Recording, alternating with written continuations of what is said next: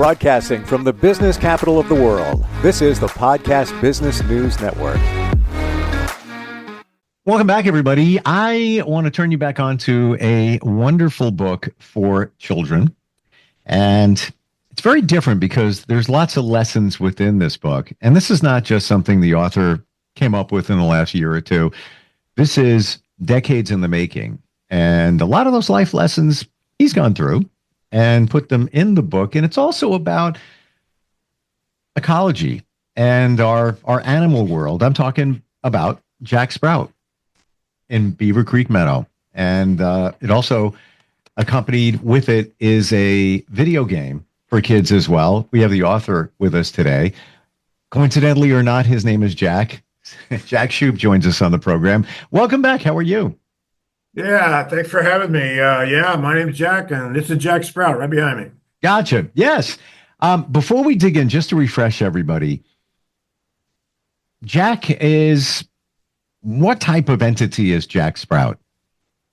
Well, Jack Sprout, he's a one of a kind. He's started out as a seed, okay? And then halfway, that's sunflower seed, a gray striped sunflower seed like kind you eat. And halfway through his life, he got arms and legs and nose and eyes and ears. And you can see he still has his big ears, his sprout ears. Mm-hmm. So I don't know. He's part plant. He's a plant with mutations. Let's put it that way. Gotcha. And he had another purpose in life. He wasn't going to be a sunflower, but he didn't know that until halfway through his life. So he's a sunflower with mutations. One of a kind. Like humans, we go through different experiences. We're social creatures. We connect with others. Same thing's going on in the animal world. We're animals as well. And in his journey within Beaver Creek Meadow, that's actually what's going on. He's meeting some of the creatures there, some of the lessons that he's taking away from those creatures and likewise. And we're going to dig, I believe, into chapter 3 today. Right. Yeah, we're going to talk about Sawdust Miller. So I'm going to just throw some pictures here. Here's Sawdust Miller. He's a woodchuck. Mm-hmm. Here's Whoopie and Stretch, whooping cranes. They form the long-necked shoreman union. Get it? A little play on word there. Gotcha. They do all the heavy lifting. And this is the hollowed-out redwood tree where Sawdust Miller lives. And this is the map of Beaver Creek Meadow.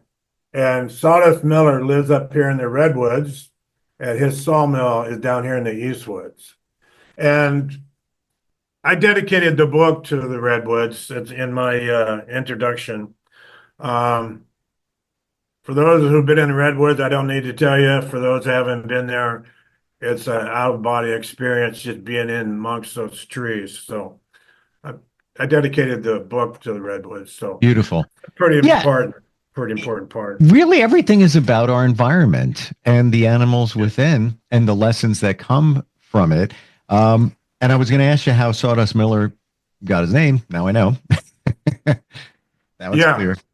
Yeah. He, well, when Jack went to see him, he went through the woods to find him, and he heard the saw blades singing, and he came through a clearing, and he saw this guy covered with sawdust. So he didn't have to wonder how he got his name. Yeah, you're right. Why is this chapter 3, so poignant, maybe important to you? Well, everybody loves trees, and a lot of people told me, Jack, you can't be cutting down trees in your story. That's terrible. You can't cut down a tree. But trees provide homes, whether they're standing or they're cut down, right? So, and trees are all over the world. They provide oxygen, and they absorb carbon dioxide, and they provide beauty and shade and cooling. And trees may be the most important plant on the earth. So everybody loves trees. They have they have their favorite tree, and trees provide fruit. So trees, pretty much most important part of the environment. So that's a big part of this book here. I'm going to read to you today. So. Well, I think we underestimate or undervalue why trees are so important. And if you talk to people who harness energy or study and understand it, trees are a way to ground. Everything you want to be grounded. Touching a tree grounds you. So does nature. Then we have, of course, the aspect of the exchange of oxygen and all of that, and everything we get from trees. So yeah, absolutely. So yeah, why don't we dig in chapter 3? Okay. Well, where we left off with, we went and met Fred Beaver, and Fred promised to cut down some silver oak trees for Jack so he could build his house. So he went back to see Fred Beaver at his pond, and they were sitting there talking about the day that they saved the dam. And then Fred said, "There's one thing I've learned for sure," said Fred. "Water always runs downhill, and sometimes a runaway log will come through and bust up my dam." So Fred and Jack knew that they would have to fix his dam many times, but he always knew that he could count on Jack to help him fix the dam. So he said, Jack said, "Okay, I got to take my logs over to a sawdust miller, have them cut into lumber. So tell me about this. Tell me about sawdust miller." And so I'm going to read a little bit here. So Fred said, "Well, sawdust lives in what he calls the heart of the forest. That way he can watch the forest grow and see what it needs to stay alive. He knows all the animals and birds that call the forest home. He knows the names of the plants and grasses and trees. He knows where all the trails go and even where the water goes after hard rains. It's also his job to cut down trees for the builders of Beaver Creek Meadow. There's always seems to be a need for good lumber, and it's very hard to keep everyone happy. So that's his job, and that's his purpose in life." So Jack goes down the trail in the East Woods to find Sawdust Miller. And every story has a little adventure before he finds the character that he's looking for.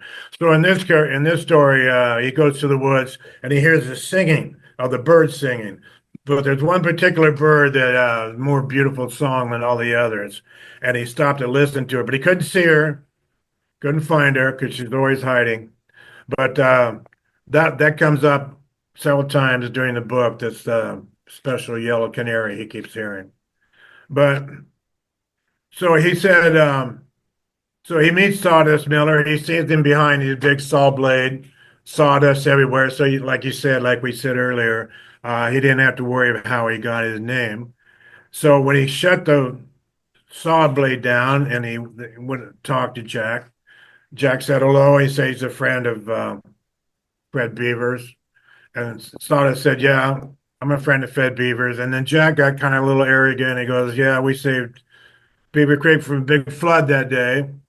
Big grin on his face. And Sawdust kind of calmed him down and said, "Yeah, that's what we do around here for each other. So not that big a deal." So he asked Sawdust Miller about his job and what he does.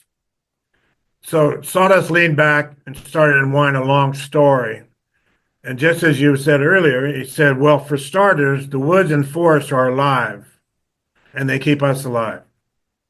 "How do they keep us alive?" I asked. "The trees, plants, and grasses breathe like we do. They breathe in the carbon dioxide and we breathe out. We breathe in the oxygen that they breathe out. So you see, we need each other to stay alive." So, that's a short little paragraph, but it's a big, heavy, heavy paragraph. And kids learn from that. You don't have to sit there and teach them for half an hour. That's the ins and outs of how it all works. And you don't stop and think about it, but when you stop and thinking about it, if they weren't here, we weren't here. It's pretty intense. So he keeps talking about it, and he says, if we want to stay alive and growing, we have to keep our meadow alive and growing. He says, "I do the best I can. I know builders need trees for lumber. I cut down trees to make new trails." Excuse me. "I cut down trees where there are too many growing. I drag out the trees that are clogging the streams. I also take out the old, sick, and fallen down trees. And of course, I let beavers cut all the small trees they need to build their dams. So in other words, you don't cut any trees unless you've talked to Sawdust Miller. And when builders want more trees than I can give them, I take them for a walk through the woods and forest and show them why other trees need left standing. It usually works out okay. So that's his job, and he's the you don't cut any trees down unless you talk to Sawdust Miller. So he takes care of the forest. So Beaver Creek Meadow has somebody for every part, right? So Fred Beaver's in charge of the dams, that we found out, and he controls the waterway for if the water gets too much, he stops up the dam, and if they need more water flowing, he lets the dam out. So he's in control of the water, and Sawdust Miller is in control of the forest. So you can't cut down any trees unless you talk to him. So he lives in the redwood forest, so he knows what's going on. So he knows what's best, and that's kind of the way that works. Beaver Creek. Interesting how he is call it the controller of the trees. Before you're going to make any changes, you have the consult. The tree controller, yeah. Yeah. Well, he's the woodchuck, and that's his job, and everybody has a job, and they all trust him because he's fair and honest. And like I say, sometimes I had a little experience where I used to, when I was working in Hawaii, I had a lot of conventions, right? So I would greet the head of the party. Big groups would come to Hawaii, and they would have their parties over there. If you sold $1 million, you get a free trip to Hawaii, that kind of thing. And one guy was walking up to me one time, and usually they would come and say, "Oh, we're from Ohio, and great to be here, and the beach, and the sand, and it's cold back home." And that's usually their attitude. They're very happy. But one guy was walking up, and they're usually surrounded by the banquet staff. This one guy was walking up, blue jeans, not happy, all by himself, and he walked up, and we were hosting the Northwest Loggers Association. Okay, that's back when the spotted owl and all that was going on, and so he walked up, and I said, "Oh, are you with the Northwest Loggers Association?" And he goes, "Yeah, you got a problem with that?" Like, whoa, I wasn't expecting that. I said, "Well, my house is made of wood, you know." And he goes, "Oh, well, you know what?" That kind of threw him back. He didn't expect that. He says, "A lot of people don't get the connection." And that's the life that he lives. So imagine loggers, lumbermen, lumberjacks in the the Northwest, Oregon, up in there, Washington, Northern California. And here comes people that don't want, they were cutting down a lot of old redwoods. That was not good. So that had to stop. But these people say, well, how are we going to, they wanted to stop logging it. And of course, you don't stop logging. You have to come up with a little, well, that's the habitat of this squirrel or this owl or this lizard. Or, that's a smoke screen to get it stopped. So he had been dealing with all that. So these are people's lives, they cut trees for a living, and now all of a sudden they can't cut trees. It's a big deal. So the first time I saw the redwoods, I was going from Oregon to San Francisco to fly out to Hawaii, and I had my '69 Rambler station wagon, and I parked I just parked along this road, but I happened to be in the redwoods. So I woke up in the morning into the redwood forest, which was unbelievable. I didn't know where I was in the dark, and I woke up, and they're huge, and they're falling over, and all that. And I rode down farther, and there's a big, place for breakfast. All these trucks pulled up, and I said, I'm going to pull in and have me a lumberjack breakfast. I was really excited. And I walked in there, and my hair was a little longer than it is now. And I walked in, and this, 50-year-old waitress was wiping the table, and she said, she looked at me, I had long hair. This is in 1981. Mm. And she goes, honey, you better go. I go, no, I'm just here for breakfast. She goes, no, I think you better go. And I got the hint, so I left. I would have got my rear end handed to me, tell you, Um, because that was the conflict right then. Jack, in a different way, but in the same way, I know what you're talking about. It was just a few years after that. I went cross country from New York to California. My friend was moving. I figured I'd take the ride with him. And I think it was somewhere in Arizona, if I remember. A truck stop. We had way longer hair. We go in, we're about to order, and I'll never forget what somebody said to me. And it's around the same thing what you're saying. Older gentleman from that area said, are you going to stay or are you going to leave? And right then it was time to go. Yeah. You know when you're not welcome for whatever the reason is. Yeah. Yeah. I think I'm a nice guy and I get along with everybody, right? So I told her, no problem. She goes, no, you better go. Mm-hmm. She knew. There was a lot of tensions back then. There's a lot of emotion involved with force. Sure. I mean, we need it. There has to be some kind of give ground. You got to cut trees. You got to have houses, and where are you going to get the wood from? Yeah. My house in Hawaii is redwood. Wow. Matter of fact, it's tongue and groove redwood. The board is an inch thick.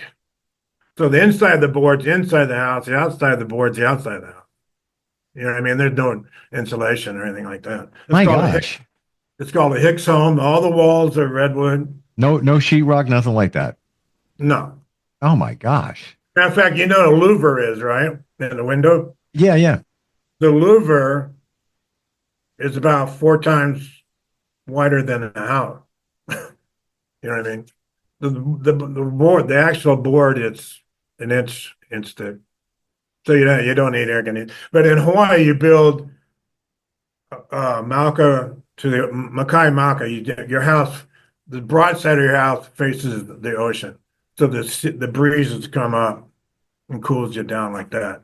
So yeah, I have a redwood house, and I'm glad I did. But they had to stop cutting down the old redwoods.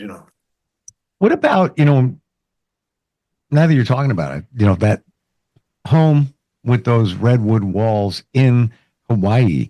What about the insulation factor? But let's say you want to cool it down. Obviously, it's warm there, but you want to cool down your dwelling. Does it stay cool inside? Oh yeah, yeah. Huh. It's well, there's no. I mean, the hotels will have air conditioning. Some apartments have air conditioning, but other than that, a regular house, even a $5 million house, don't have air conditioning. A lot of those bigger houses on the golf course, they open up their doors. They slide their wall open. They got 20 feet of open. Wow. So no, we the thing is, the trade winds 10 to 15 come up during the day and they go down at night. They trade. Matter of fact, if you're on the beach and you got a tiki torch flame, before sunset, the flame will be blowing uphill. After sunset, the flame will be going towards the ocean, right? Because the heat of the land sucks that up during the day, and then goes back at night. So you've got trade winds going up and down the hill. Every island's a mountain, and Big Island has 13,000-foot mountain. So yeah, the trade winds keep it's cool. It's the same temperature every day, 365 days a year. You're all about the environment, ecology. That's the baseline for Jack Sprout. If you could be before every child in the world right now, and tell them what you want them to know about our environment. Just you have limited time. You're in front of them. Let's say it's a sentence, a couple of sentences. What would you say? Well, I wrote it in the back of the book. Okay. I wrote just exactly what you said. I can't sit down with every elementary student in the world to tell them the most important things in life, so I wrote this book. I want students to learn how to be good neighbors, make friends, do the work, and be responsible for themselves and their natural surroundings.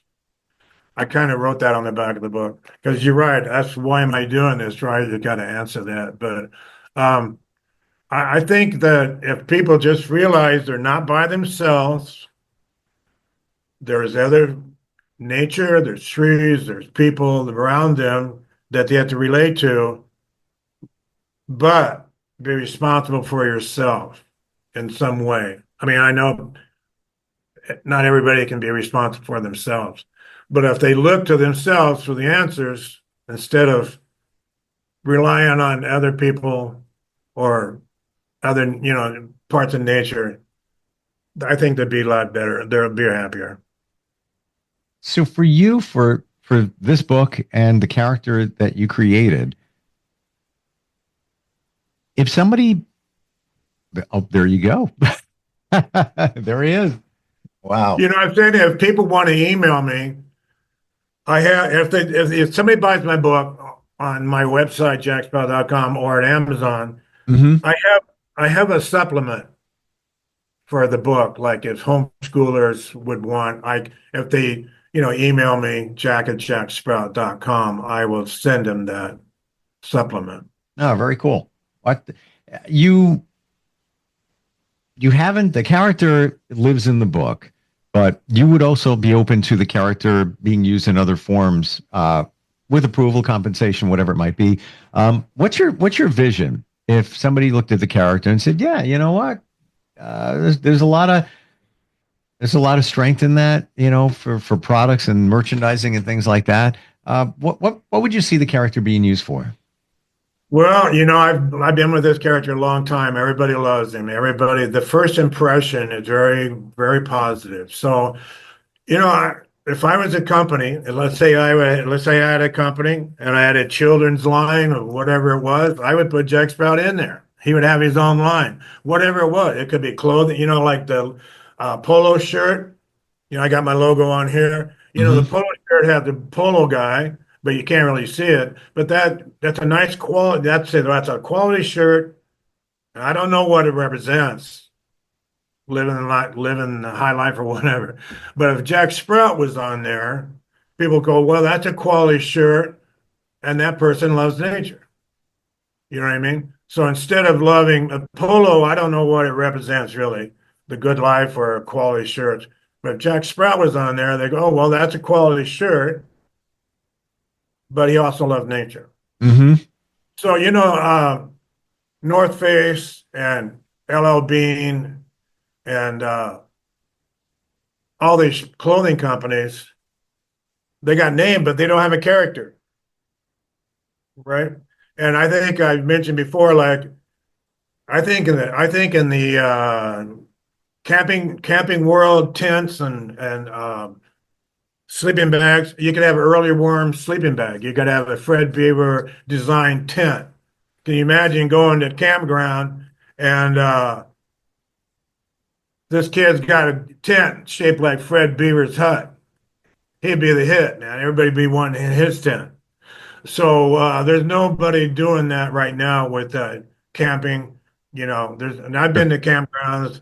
I've been there. There's no I haven't logos. seen it. Yeah, nothing like that. So that Just would be open.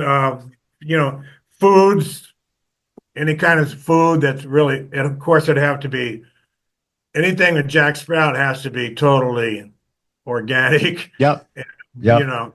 So I think there's clothing, camping, anything in schools, food products. It's so I don't want to say it's everything because then that means it's nothing. But as far as a cartoon or a movie, I don't know. I mean, he's not a joker. He's not a clown. He's not funny. But, there was like that Fern Gully or whatever it was. There was a movie 15, 20 years ago.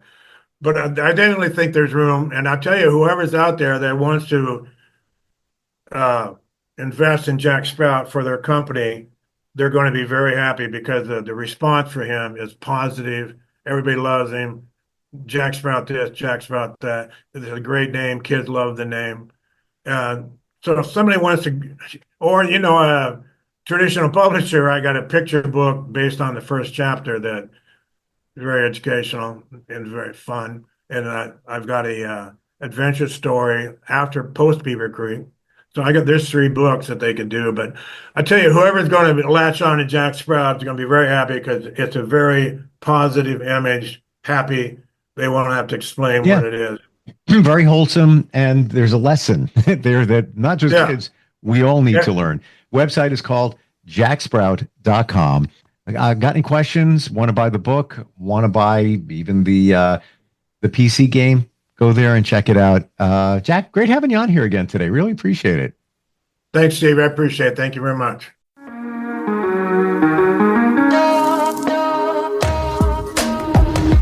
Broadcasting from the business capital of the world, this is the Podcast Business News Network.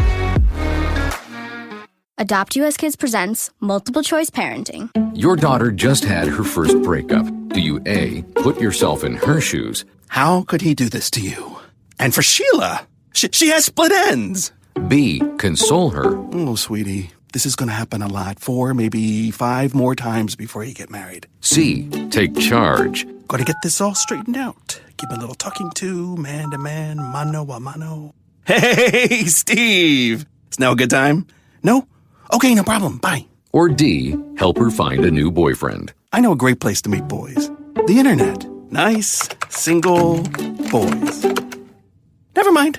How about some ice cream? As a parent, there are no perfect answers. But you don't have to be perfect to be a perfect parent. Thousands of teens in foster care will love you just the same.